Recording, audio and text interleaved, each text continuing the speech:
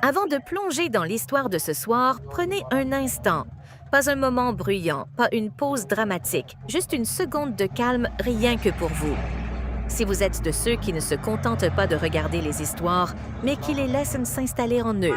Si vous croyez que les moments les plus subtils, les plus doux, sont souvent ceux qui laissent les impressions les plus profondes. Si vous êtes attiré par une tension qui monte lentement au lieu d'exploser d'un coup, alors vous êtes exactement au bon endroit. Ici, pas de chaos, pas de bruit ni de spectacle. Le sens réside encore dans les regards qui s'attardent un peu trop longtemps, dans les conversations qui semblent banales jusqu'à ce qu'elles ne le soient plus. Ici, le sens se cache dans le silence et l'émotion ne crie pas, elle attend. Alors, si vous êtes de ceux qui apprécient que les histoires qui vous marquent longtemps après leur fin, plus que celles qui ne font que passer le temps, pensez à vous abonner. Car ici, rien n'est bruyant, mais tout compte. Commençons. La lumière du couloir vacilla une fois, puis une autre. La lumière hésita, comme si elle ne savait pas si elle voulait rester allumée, avant de finalement se stabiliser dans une faible lueur irrégulière.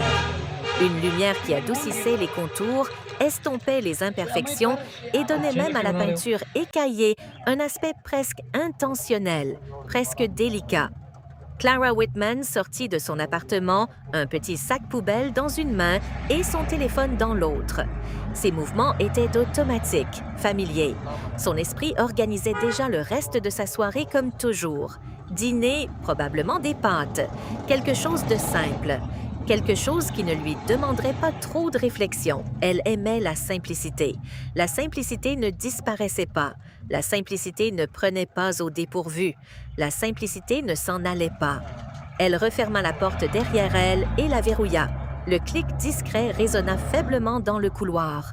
Se tournant vers l'escalier, elle ajusta sa prise sur le sac et fit un pas en avant.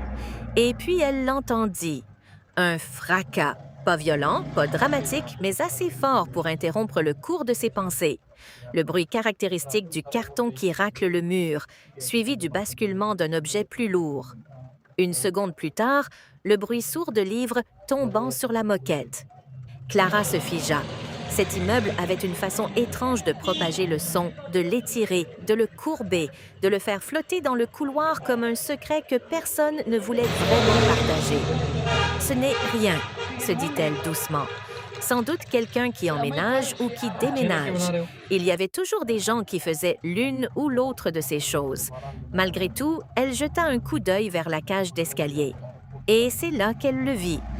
Un homme était accroupi au milieu de livres éparpillés, entouré de 2 cartons appuyés maladroitement contre le mur.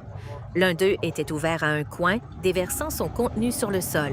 Un grand lampadaire se dressait à proximité, incliné juste assez pour laisser penser qu'il pourrait suivre les livres s'il était laissé sans surveillance. Il leva la main et se frotta la nuque, presque comme pour s'excuser auprès du désordre. Il n'avait pas l'air en colère, il n'avait pas l'air frustré, il avait l'air fatigué. Pas le genre de fatigue qui guérit le sommeil. Quelque chose de plus calme, de plus profond. Et pour des raisons qu'elle ne pouvait expliquer, cela suffit à la faire avancer. « On dirait que celui-là n'a pas survécu au voyage, » dit-elle doucement. Il sursauta légèrement et leva les yeux. Cheveux noirs, un peu en désordre comme s'il les avait trop souvent manipulés. Son expression était polie, mais prudente, mesurée. Le genre d'expression qu'on arbore lorsqu'on hésite à dévoiler quoi que ce soit de soi-même. « Ouais », répondit-il en esquissant un sourire timide, presque à contre-cœur. « Je suppose que la gravité a eu raison de lui. » Elle aurait pu hocher la tête, aurait pu s'en aller, elle ne le fit pas. Avant même d'avoir le temps d'y réfléchir, Clara posa son sac poubelle et s'agenouilla près de lui. « Tu n'es pas obligé », commença-t-il rapidement. « Ce n'est rien, » l'interrompit-elle doucement. Ils commencèrent à ramasser les livres ensemble, dans un silence coordonné. Pas de maladresse, pas de conversation inutile, juste un rythme partagé, étonnamment naturel. Certains livres étaient épais, leur dos usé, leurs pages ramollies par des années d'utilisation. D'autres étaient plus fins, les coins cornés, remplis de notes griffonnées dans les marges. Elle remarqua des titres sur l'architecture, l'urbanisme et de vieux romans qui, même dans leur silence, semblaient empreints d'une certaine gravité. Puis il y avait les carnets de croquis. Elle en prit un avec précaution. À l'intérieur, des ponts, des silhouettes urbaines, des structures à moitié achevées, dessinées au crayon, précises et pourtant inachevées, comme saisies en plein milieu d'une pensée. « Tu dessines » demanda-t-elle en le regardant. « Un peu » répondit-il, « surtout des idées que je ne termine jamais. » Clara acquiesça d'un signe de tête, comme si cela allait de soi. Un autre livre glissa de sa pile, faisant tomber un petit cadre photo. Il atterrit face visible. 2 personnes se tenaient devant l'océan baigné de soleil. Ils se tenaient si près que cela laissait deviner quelque chose de plus qu'une simple rencontre, quelque chose de réel. Pendant une fraction de seconde, à peine perceptible, il se figea.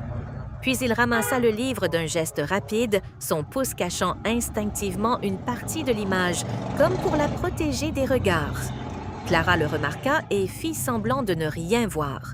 « Je suis Clara », dit-elle en lui tendant le dernier livre. « Ethan !» Leurs doigts se frôlèrent, rapidement, par accident. Ils se retirèrent tous deux au même instant. Un court silence suivit, étrangement pesant pour un moment si bref. « Merci de m'avoir aidé, » dit-il. « De rien. » Elle se leva en époussetant son jean. « De l'autre côté du couloir ?» demanda-t-elle en désignant la porte derrière lui. « Oui, je viens d'emménager aujourd'hui. »« Eh bien ?» dit-elle, un sourire naissant sur ses lèvres. « Bienvenue dans l'immeuble. Le chauffage fonctionne quand il veut et l'ascenseur a du caractère. » Il laissa échapper un petit rire, un vrai cette fois. Bon à savoir, elle reprit son sac poubelle. « Vous avez besoin d'aide pour le reste ?» Le voilà de nouveau, ce changement subtil dans son expression, cette lueur méfiante. « Je crois que je vous ai déjà assez pris. Pas impoli, juste habitué. »« Eh bien, » dit-elle d'un ton léger, « je suis sûre que nous nous recroiserons. » Probablement.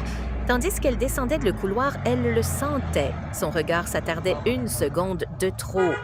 Dans son appartement, Clara déposa le sac poubelle près de la porte et s'y adossa. Le silence lui paraissait différent, plus lourd. Elle n'avait pas l'habitude de parler aux inconnus. Et surtout, elle ne repassait jamais les conversations en boucle.